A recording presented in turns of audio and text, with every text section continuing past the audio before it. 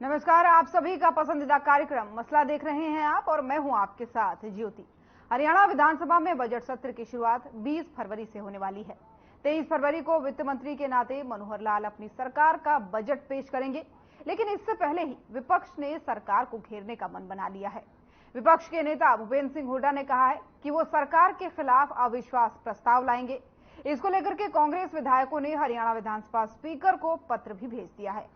हरियाणा विधानसभा में बजट सत्र से पहले ही सियासत गर्म है और कांग्रेस इस बात पर अड़ गई है कि वो मौजूदा गठबंधन सरकार के खिलाफ अविश्वास प्रस्ताव लाएगी। नेता प्रतिपक्ष भूपेंद्र सिंह हुड्डा ने मामले में कहा है कि उनकी पार्टी सत्र के दौरान भारतीय जनता पार्टी और जननायक जनता पार्टी सरकार के तहत कथित घोटालों सहित सभी मुद्दों को उजागर करेगी। उन्होंने आरोप लगाया कि सरकार हर क्षेत्र में विफल रही है और हर वर्ग नाखुश है। राज्य में बढ़ती बेरोजगारी, कौशल रोजगार निगम में अनियमितता, युवाओं को इजराइल में युद्ध क्षेत्र में भेजना, हरियाणा की भर्ती में बाहरी लोगों को प्राथमिकता देना, भर्ती घोटाले और अग्निपथ योजना जैसे मुद्दों पर भी सरकार को जवाब मांगेगी।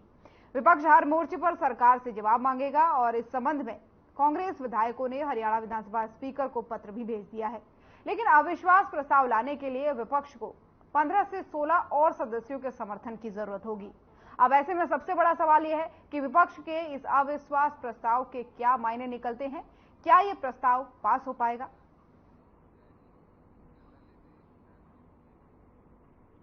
माननीय मुख्यमंत्री महोदय जी और लीडर ऑफ द अपोजिशन आदरणीय भूपेंद्र सिंह हुड्डा जी से मैंने कुछ आगामी सत्र को लेकर के, सत्र की अवधि को लेकर के और जो आगामी बजट सत्र अच्छे ढंग से चलता रहे, कोई अव्यवस्था ना हो, कोई उनके सुझाव हों, इसको लेकर के थोड़ी सी देर चर्चा की है। और मुझे जो आश्वासन मिला है कि आगामी सत्र जो है वो अच्छे वातावरण के अंदर और अच्छी मान मर्यादा के अंदर संपन्न होगा। थोड़ा बहुत कहीं अगर तिथियों के अंदर, डेट्स के अंदर चेंज करना पड़ा तो हम करें। 23 को माननीय मुख्यमंत्री जी बजट प्रस्तुत करेंगे और उसी दिन से बजट के ऊपर चर्चा भी शुरू हो जाएगी।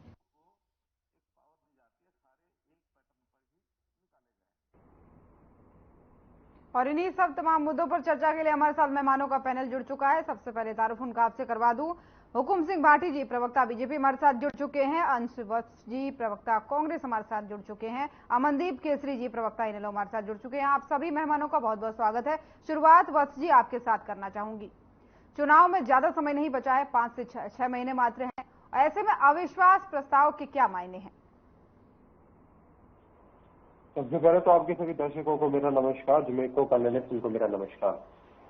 आज जो हम स्थिति इस देश प्रदेश के अगर देखें तो देश प्रदेश का स्थिति क्या है, जो हम लोगों से वादा किया गया था कि 2 करोड़ रोजगार हम लोगों को सालाना मिलेगा, तो आज इस प्रदेश में जहां पर डबल इंजन की सरकार का नारा इस देश के प्रधानमंत्री देते हैं, इस भाजपा जजपा की सरकार जो बार बार कहते हैं डबल इंजन की सरकार, आज वो हरियाणा प्रदेश बेरोजगारी में अव्वल है। अगर आज मैं इस देश प्रदेश की स्थिति के बारे में बात करूं तो आज ये केंद्र सरकार का सरकारी आंकड़ा कहता है कि आज हरियाणा प्रदेश में महिलाओं के ऊपर हो रहे अपराधों में सबसे ज्यादा है, अगर हम बाकी राज्यों से उसको कंपेयर करें।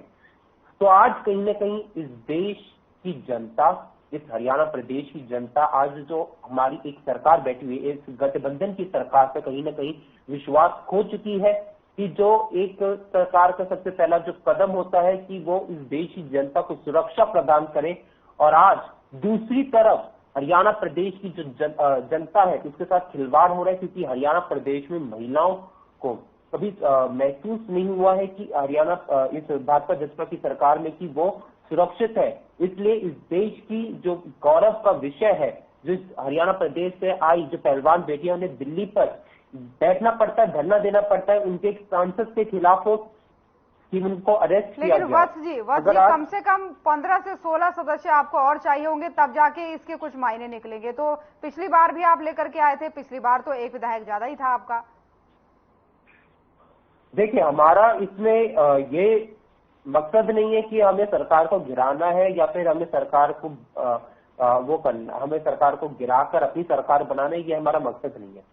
हमारा मकसद जो ये अविश्वास प्रस्ताव लाने का है वो इसलिए है ताकि हम सरकार को जवाबदेही बनाए, सरकार से सीधा सवाल पूछने का काम करे बेरोजगारी को लेकर, सरकार से सीधा सवाल पूछने का काम करे कि किस प्रकार से महिलाओं के ऊपर हो रहे अपराधों में हरियाणा क्यों आज डबल इंजन के प्रदेश में क्यों इतना ज्यादा है। आज हम सरकार से सवाल पूछे कि भैया क्यों आज हरियाणा प्रदेश में इतने ज्यादा घोटाले सामने आ रहे हैं, तो चाहे वो बात हो कि भैया जो माइनिंग घोटाला हो या कोई भी अन्य घोटाला हो, क्यों आज हरियाणा प्रदेश में इतने सारे घोटाले सामने आ रहे हैं। ये बेरोजगारी के मुद्दे पर सरकार जो आए थे, ये इस नारों को लेकर कि बहुत हुआ महिलाओं पर अत्याचार, अपनी बात मोदी सरकार, ये हुआ भ्रष्टाचार के मामले को लेकर सत्ता में आए थे, तो आज क्यों 30 से ज्यादा पेपर लीक हो रहे हैं। इन सारे मुद्दों को लेकर हम सरकार को जवाबदेही बनाना चाहते हैं। हमारा मकसद ये नहीं है कि हम सरकार को गिरा दें, लेकिन आज जो जनता आज सरकार पे जो विश्वास है वो खो चुकी है, उस जनता के अविश्वास प्रस्ताव को विपक्ष जो है वो संसद में उठाने का काम करेगा।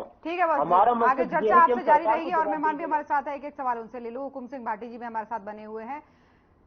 वत्स जी को आपने सुना, उनका कहना है कि कोई वर्ग भी इस पूरे प्रदेश में कोई वर्ग ऐसा नहीं है जो इस सरकार से खुश है, जनता का विश्वास खो चुकी है बीजेपी।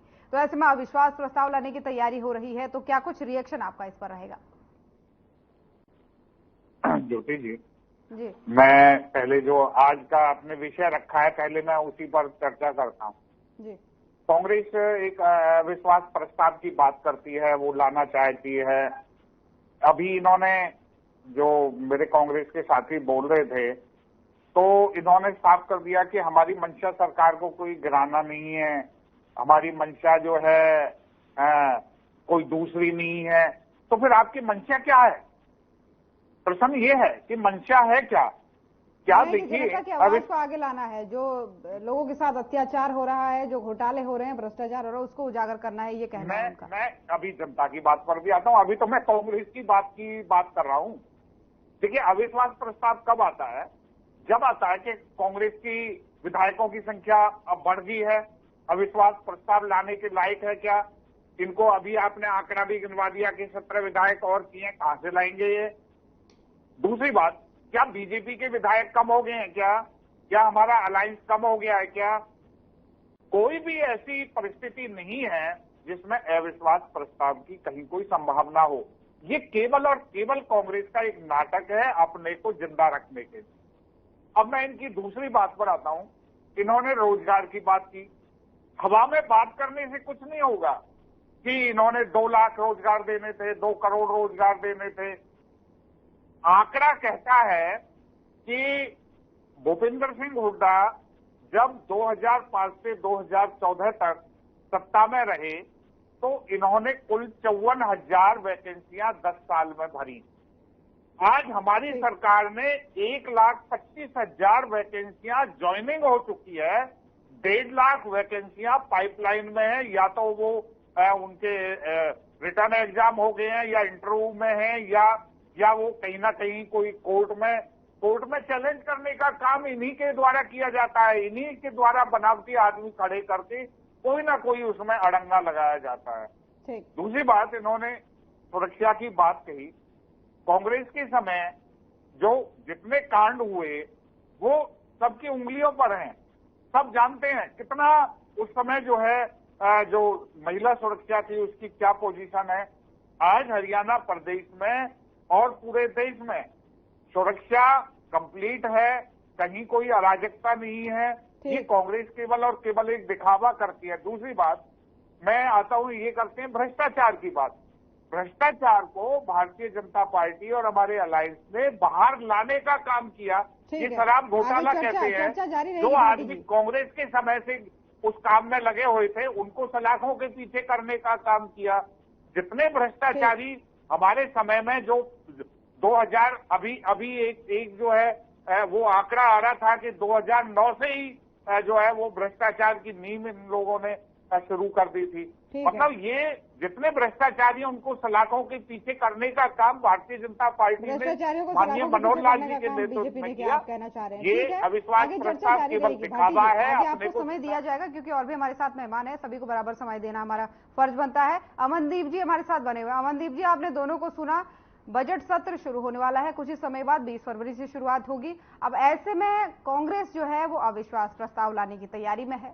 क्या इनेलो का कांग्रेस को साथ मिलेगा या फिर आपके कुछ और मुद्दे हैं? जी ज्योति जी, सबसे पहले तो आपको नमस्कार और सभी दर्शकों को नमस्कार, साथी पैनलिस्ट को भी नमस्कार। ज्योति जी, बड़ा ही ये आपका अच्छा सवाल है कि अब बजट सत्र के अंदर कांग्रेस अविश्वास प्रस्ताव ला रही है, लेकिन मैं आपका ध्यान केंद्रित करना चाहूंगा कि जो ये गठबंधन की नहीं ठगबंधन की सरकार बनी है, ये जनता का विश्वास शुरू से ही खो चुकी थी। विपरीत धाराओं के लोग जो एक दूसरे के खिलाफ चुनाव लड़ करके आए, उन्होंने एक ठगबंधन बनाया। और जब ऐसा होता है अमूमन लोकतंत्र के अंदर, तो एक कॉमन मिनिमम प्रोग्राम, न्यूनतम साझा कार्यक्रम आता है। लोग दोनों के वायदे अलग अलग थे, दोनों पार्टियों ने अपनी गठबंधन की सरकार बनाई, तो उनको जनता के सामने एक न्यूनतम साझा कार्यक्रम पेश करना था। लेकिन ये सरकार न्यूनतम साझा कार्यक्रम के तहत नहीं बनी, ये एक व्यापारिक समझौते के तहत सरकार बनी, जिसके अंदर ये डिसाइड हुआ कि भाई इतने जो है मंत्रालयों का माल आप खाएंगे, इतनों का हम खाएंगे। और वो आपके सामने जग जाहिर है, बच्चा जानता है कि किस प्रकार से लगातार घोटाले हो रहे हैं। ये कोई जैसे कि हमारे सुप्रीमो चौधरी ओम प्रकाश चौटाला कहते हैं कि कोई घोटाला नहीं है, पूरी देश की जनता, जो प्रदेश की जनता वो एकदम खुशहाल है। एक सरकार नहीं है, ये लुटेरों का एक गिरोह है। मैं सुन नहीं पाया, आप क्या पूछना चाह रहे हैं? उन्होंने कहा कि पूरे प्रदेश की जनता खुशहाल है, कोई भ्रष्टाचार नहीं है, कोई नाखुश नहीं है। अरे ज्योति जी, लगातार आप जो प्रिंट और इलेक्ट्रॉनिक मीडिया के साथी लगातार एक के बाद एक घोटाला उजागर करते रहे हैं। अब तो प्रदेश की सरकार की हालत ऐसी हुई है कि आपको भी पता है, ये बिल्कुल ओपन हो गया है कि अगर आपको कहीं पर भी कोई काम चाहिए, जो ठेकों का प्रबंधन है, कहीं पर ठेकेदारी चाहिए, तो वो ओपनली डिसाइडेड है कि वहां पर जाइए, 10% में बात कीजिए और ऐसा कीजिए। कौन से विभाग के अंदर एक विभाग बता दीजिए, ये मेरे साथी प्रवक्ता भाजपा के बैठे हैं, कि जिसमें घोटाला नहीं हुआ। अरे भाई साहब, ये तो पूरे घोटालों की सरकार है। पूरे देश के अंदर सबसे ज्यादा बेरोजगार जो हरियाणा प्रदेश से युवा है, बेरोजगारी की दर हरियाणा प्रदेश के अंदर है। कोई भी महकमा ऐसा नहीं है जहां घोटालों ने जन्म नहीं लिया हो। ठीक है, लेकिन आपने मेरे सवाल का जवाब नहीं दिया कि आप क्या समर्थन देगी इनेलो कांग्रेस को। मैं उसी बात पे आ गया। अब बात आ गई कांग्रेस की। देखिए ज्योति जी, ये बात हरियाणा प्रदेश का बच्चा जानता है कि इस ठगबंधन की सरकार से जनता में बड़ा रोष है और इसको जनता हर समय बदलने के लिए तैयार है। तभी तो ये सरकार डरी हुई है कि चुनाव लोकसभा के साथ करवाए, बाद में करवाए, ये खुद क्लियर नहीं है, क्योंकि इतना डरे हुए हैं कि जनता इस समय इतनी तंग आ चुकी है कि वो मौका चाहती है कि कहाँ इस सरकार को बदलें।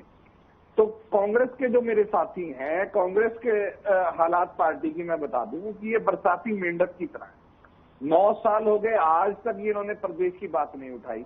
अब ये विधानसभा में कह रहे हैं कि अविश्वास प्रस्ताव लाएंगे।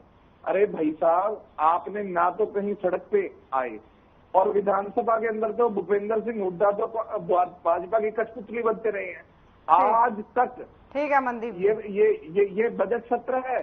आज तक जितने भी सत्र इस सरकार के अंदर हुए हैं, भूपेंद्र सिंह हुड्डा ने खुद जाकर के, मेरी बात कंप्लीट कीजिए, भूपेंद्र सिंह हुड्डा जी बीएसी के मेंबर हैं, बिजनेस एडवाइजरी कमेटी के। उन्होंने एक भी सत्र लंबी अवधि का नहीं करवाया, सरकार के साथ हामी भरी, क्योंकि उनके ऊपर ईडी का प्रेशर है, सीबीआई का प्रेशर है। और सरकार ने जो कहा, भूपेंद्र सिंह हुड्डा ने हाँ भरी।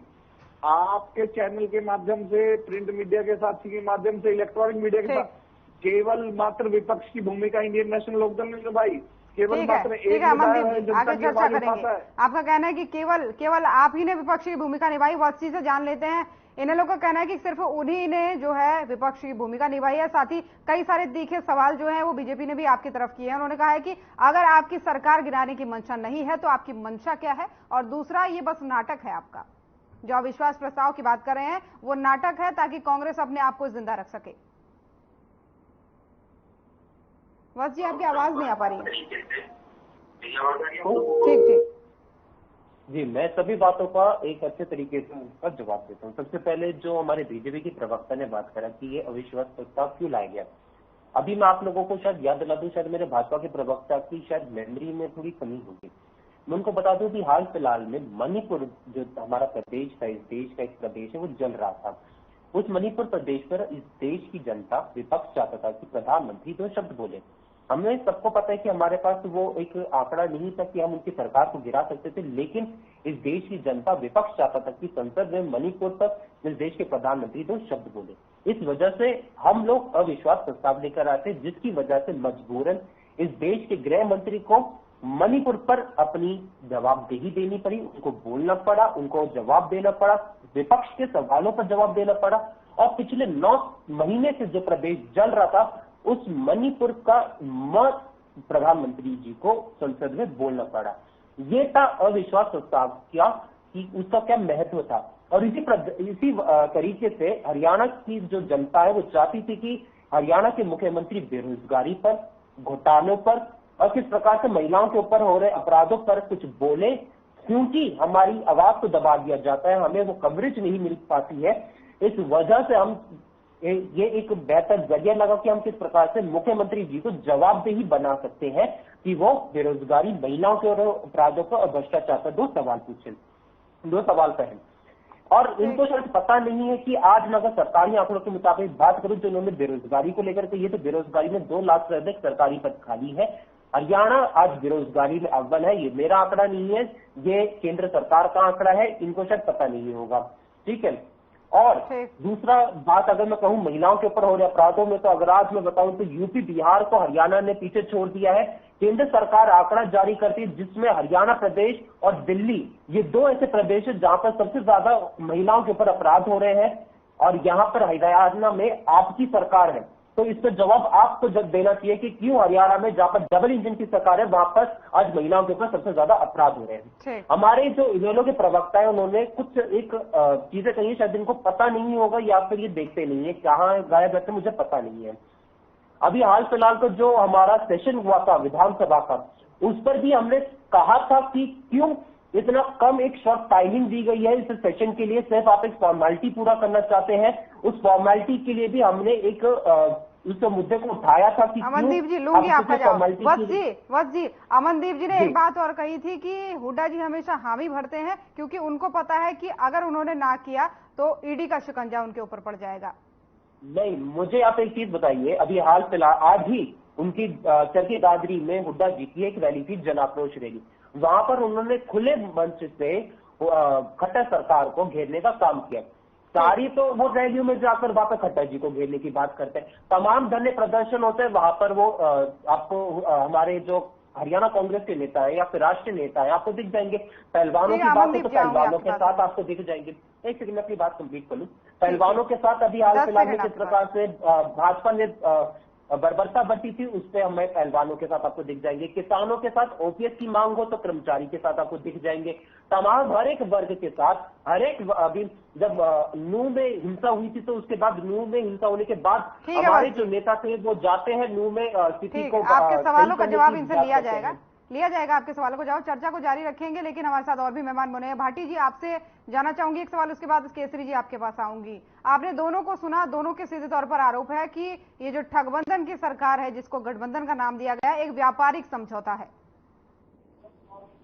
ज्योति जी देखिए, ये इसको ठगबंधन कहें, ये कहें, इनसे कोई सर्टिफिकेट की आवश्यकता नहीं है, लेकिन खिसियानी बिल्ली खंबा नोचे, क्योंकि वो इन्हीं के जो ये घर था वो टूटा और वो अलग आ गए। अब उनको वो ठगबंधन कहते हैं। हमारे जेजेपी हमारे साथ गठबंधन में है, क्योंकि इसलिए कि इनका हरियाणा प्रदेश में कुछ है नहीं, इन लोगों के पास कुछ नहीं है। एक ले दे करके एक विधायक अभय चौटाला है, वो जो है नाटक करते हैं, मैं किसानों के साथ हूँ, किसानों के हक में एक दिन नहीं बोलते, और वो जो है बेकार से दिखावे वाली। एक बात और, इन्होंने ये कहा कि जिस अविश्वास प्रस्ताव के आप मायने मांग रहे हैं, उसी मायने को दिखाते हुए प्रधानमंत्री जी को इसका जवाब देना पड़ा था, अमित शाह जी को जवाब देना पड़ा था। आप देखिए, ये अभी इनकी बात कर रहा था, मैं जरा थोड़ा सा इनेलो की जरा बात कर लूं। तो इसलिए सवाल बड़ा सादा था कि अभय चौटाला ने क्यों रिजाइन दिया और फिर क्यों दोबारा चुनाव लड़ा। हरियाणा प्रदेश की जनता की गाड़ी कमाई को इन्होंने खर्चवा दिया, इसलिए इनका जनता से, प्रदेश से कोई लेना देना नहीं है। केवल और केवल अपनी जेब जरा जब खाली होगी तो वो फिर भरने की तरफ आगे। ये इससे इन्होंने ना क्षेत्र में जब काम किया ना क्षेत्र में अब किया। इनकी सरकार रही थी, इन्होंने तब नहीं किया। दूसरी बात, मैं कांग्रेस की तरफ आता हूं। मेरे साथी हर बात के लिए ना इनेलो के प्रवक्ता को नॉलेज है, ना भाजपा के प्रवक्ता को नॉलेज है, सारी नॉलेज कांग्रेस को है। अगर कांग्रेस को नॉलेज थी तो ये अलायंस क्यों टूटा इनका। ये कहते हैं कि मोदी जी को उसके ऊपर बोलना पड़ा। मोदी जी तो एवरी टाइम बोलते हैं लेकिन इनसे कोई पूछे कि तुमने पार्लियामेंट का वॉकआउट क्यों किया, पार्लियामेंट से तुम्हें निकाला क्यों गया। ये केवल और केवल इनके पास ना मुद्दे हैं, ना जनता का कोई इनके पास सरोकार है। इनको जनता ने हाशिए पर भेज दिया है। अभी मैं पूछता हूं कि ये ज्योति जी, ये सेशन तो बजट सेशन है। बजट आना है 23 तारीख को और बजट पर ये चर्चाएं होनी है। उसके अलावा विधायकों को उनके क्वेश्चंस अगर उससे संबंधित, अपने क्षेत्र से संबंधित है तो वो माननीय विधानसभा अध्यक्ष जी ने मांगे हैं। इसके अलावा ये लाते हैं अविश्वास प्रस्ताव। अरे भाई, बजट का प्रदेश के लिए बजट आवश्यकता है कि अविश्वास प्रस्ताव की, और तुम्हारे पास कौन सी नंबर ऑफ जो आंकड़े हैं कि जो जिससे तुम अविश्वास प्रस्ताव को पास कराओगे। पूछ लेंगे, आपका सवाल रखा जाएगा। लेकिन केसरी जी बहुत देर से कुछ कहना चाह रहे हैं। केसरी जी जवाब दीजिए इनके सवालों का भी। आप कुछ कहना चाह रहे हैं बहुत देर से। जी ज्योति जी, सबसे पहले मैं भाजपा प्रवक्ता के सवालों का जवाब देना चाहूंगा। मेरे साथी प्रवक्ता ने बहुत अच्छी बात की कि क्यों अभय सिंह चौटाला जी ने इस्तीफा दिया किसानों के हक में। देखिए, किसान आंदोलन चल रहा था, देश के दुनिया के सबसे बड़ा आंदोलन, पूरी दुनिया की नजरें थी कि इतना बड़ा आंदोलन किसी लोकतंत्र में नहीं चल रहा। किसानों ने आंदोलन किया और उस आंदोलन पर भारतीय जनता पार्टी क्या कहती थी कि ये तो लोग जो है आतंकवादी हैं, ये लोग हैं विपक्ष के आदमी है जो यहाँ पर बॉर्डरों में बैठे हैं, लोकतंत्र हमारे साथ है, जनता का जनमत हमारे साथ है। उस जनमत को सिद्ध करवाने के लिए 5600 से ज्यादा इस भारत देश के अंदर चुने हुए प्रतिनिधि, विधायक और सांसद हैं। केवल एकमात्र सांसद ने, कृषि प्रधान देश के अंदर, ये देश कृषि प्रधान देश है, एकमात्र विधायक ने इस्तीफा दिया। और उस विधायक ने इस्तीफा देकर के जब चुनाव लड़ा, उस चुनाव के अंदर भाजपा ने ये मुद्दा बनाया था। 2 नवंबर 2021 को उस चुनाव का नतीजा आता है, भाजपा को मुंह की खानी पड़ती है। तो 21 नवंबर 2021 को जो आदमी ये कहता है कि मेरा 56 इंच का सीना है, किसान आंदोलन खत्म हो गया था, वो तो तब भी चल रहा था। कि इस्तीफा किस लिए दिया था? अरे इस्तीफा उन 3 कानूनों का जनमत संग्रह था। उन 3 कानूनों पर जो आप कहते थे कि लोगों का समर्थन हमारे साथ है, लोगों ने तमाचे आपके ऊपर मारा। और 2 नवंबर 2021 को इलाहाबाद उपचुनाव का रिजल्ट आता है। 21 नवंबर 2021 को तीनों कानून वापस लिए जाते हैं, इसलिए इस्तीफा दिया जाता है, इसलिए उनका इस्तीफा महत्वपूर्ण था। अब दूसरी बात, मेरे साथी प्रवक्ता कांग्रेस की बात आती है। मेरे छोटे भाई हैं, अभी नए लगता है, अभी सीखेंगे और अनुभव आएगा। मेरे साथी प्रवक्ता, मेरे भाई, बीएसी की मीटिंग होती है, बिजनेस एडवाइजरी कमेटी की, लीडर ऑफ ऑपोजिशन, उसके अंदर तीसरा अहम आदमी होता है और उस आदमी को डिसाइड करना होता है उसके साथ कि कितना सत्र का समय लगेगा, कितना नहीं। वो हर बार अपनी सहमति साइन करके आप बिजनेस एडवाइजरी कमेटी की जो मिनट्स ऑफ मीटिंग मंगवाइए, क्योंकि समय की कमी है, समय की कमी है। बस जी, फाइनल कमेंट आपका 10 सेकंड में, फाइनल कमेंट। आप कुछ कहना चाह रहे थे? जी, मैं यही कहना चाह रहा हूँ कि भाजपा के प्रवक्ता है, उन्होंने ये, या फिर भाजपा जो पूरी सरकार है, ये पूरे का पूरा बहुत ही ज्यादा किसानों पर बात करती है, लेकिन जो किसानों के अधिकार की बात होती है, किसानों के अधिकार पे कभी नहीं बोलते हैं। आज इन्होंने जो स्वामी एमएस स्वामीनाथन जी हैं, उन्हें तो भारत रत्न देने की बात कर दी, लेकिन उनकी जो रिपोर्ट थी उसको कभी भी लागू करने की बात नहीं करते हैं। अगर मैं बात करूं चौधरी चरण सिंह जी को, तो वो भारत रत्न देने की बात करते थे, लेकिन जो वो एमएसपी चाहते थे कि किसानों को एमएसपी मिले, उसकी कभी बात नहीं करते हैं। आज सत्य ये है कि आज इस देश के किसानों को फिर से दिल्ली कूच करना पड़ रहा है अपनी मांग को लेकर। जो भाजपा की सरकार ने उनके साथ जो जायती करी है, जो उनको उनका धरना खत्म करने के लिए जो उन्होंने उनको झूठ बोला था, एक जुमला उनको जो पेश किया था, उस जुमले के खिलाफ किसानों को आज फिर से दिल्ली कूच करना पड़ रहा है और कहीं ना कहीं यही भाजपा का हार का कारण बनेगा। ठीक है, बस ये तो आने वाले समय में पता चलेगा अविश्वास प्रस्ताव किस तरीके से प्रभाव डालता है। ठीक है, फिलहाल बहुत बहुत धन्यवाद आप सभी मेहमानों का। तो बजट सत्र की तारीख अब नजदीक है, 20 फरवरी से बजट सत्र शुरू हो जाएगा। ऐसे में पक्ष विपक्ष की तैयारियां भी लगभग पूरी है। विपक्ष की अगर बात करें तो अविश्वास प्रस्ताव लाने की बात कही जा रही है। फिलहाल आज के मसले में इतना ही। नमस्कार।